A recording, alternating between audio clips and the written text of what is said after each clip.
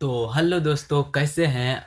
हालांकि आप लोग बढ़िया ही होंगे और मन लगा के पढ़ाई कर रहे होंगे। तो आज फिर से हम एक नई वीडियो लाए हैं जिसमें आज हम बात करने वाले हैं गति यानी कि मोशन। आज हम गति के बारे में पूरा देखेंगे इस वीडियो में। नहीं होगा, अगर फुल नहीं हो सकता है तो छोटा छोटा वीडियो बनाएंगे और अगले पार्ट में भी बताएंगे। आज जितना तक हो गया तो हो गया। तो चलिए बिना ज़्यादा देर किए हुए शुरू करते हैं। तो पहला है गति, यानी कि गति किसे कहते हैं। पहले बात, चैप्टर का नाम है गति, तो गति के बारे में जानेंगे।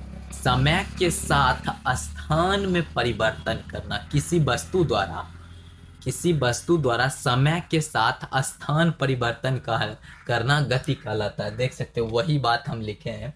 गति यानी कि मोशन, समय के साथ किसी वस्तु में स्थान परिवर्तन करना गति कहलाता है। अब गति के बाद विराम। गति जान गए तो विराम भी तो कुछ होगा।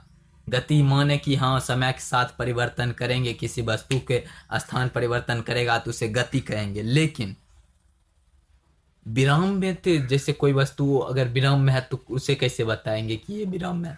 तो चलिए देखते हैं।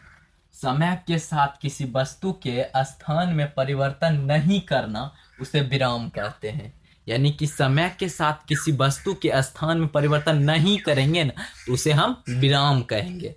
तो चलिए अब आगे देखते हैं गति के प्रकार। पहला है रेखीय गति। जब कोई वस्तु सीधी मार्ग पर चलती है तो उसे रेखीय गति कहते हैं। जैसे बंदूक से निकली गोली कभी घूम घूम के जाता है? नहीं जाता। अगर डायरेक्ट निशाना दाग दिया तो उसे ही लगेगा, ये नहीं कि उसे छोड़कर दूसरे को लगेगा, चाहे दूसरे को लगेगा। जिसे निशाना दाग दिया उसी को लगेगा। तो दूसरा है वृत्तीय गति। जब कोई वस्तु वृत्तीय पथ पर चलती है तो उसे वृत्तीय गति कहते हैं। जैसे सूर्य के चारों ओर पृथ्वी चक्कर लगाती है, उसे हम वृत्तीय गति कहेंगे। अगला है आवर्त गति। जब कोई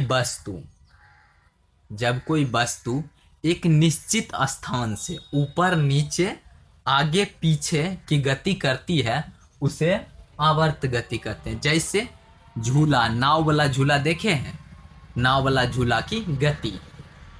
अगला है दोलन गति। जब कोई वस्तु एक निश्चित स्थान से समय के अंतराल में अपनी गति को दोहराता है उसे हम दोलन गति कहते हैं। यानी कि निश्चित समय में समय अंतराल यानी समय के साथ अपन गति को दोबारा दोहराना है, उसे दोलन गति कहते हैं। जैसे घड़ी का पेंडुलम समय के साथ अपनी गति को दोहराता है। अगला है दूरी यानी कि डिस्टेंस। दूरी है किसी वस्तु द्वारा तय की गई लंबाई को दूरी कहते हैं। किसी वस्तु द्वारा तय की गई लंबाई को दूरी कहते हैं। दूरी के बाद है डिस्प्लेसमेंट यानी कि विस्थापन। दो रास्ते की न्यूनतम लंबाई को विस्थापन कहते हैं। जैसे कि ये रहा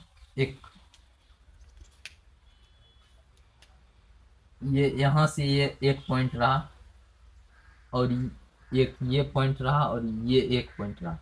मानिए ये यहाँ से भी जाएगा 20 मीटर, 25 मीटर, 10 मीटर।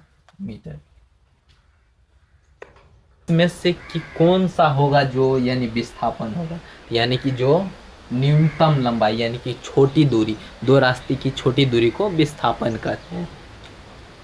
दूरी तथा विस्थापन का SI मात्रक मीटर होता है। दूरी विस्थापन से हमेशा बड़ा होता है। दूरी अदिश राशि है जबकि विस्थापन सदिश राशि है। तो आज के लिए इतना ही। मिलते हैं अगले वीडियो में। कैसा लगा यह वीडियो कमेंट में अपना राय जरूर दीजिएगा। जय हिंद।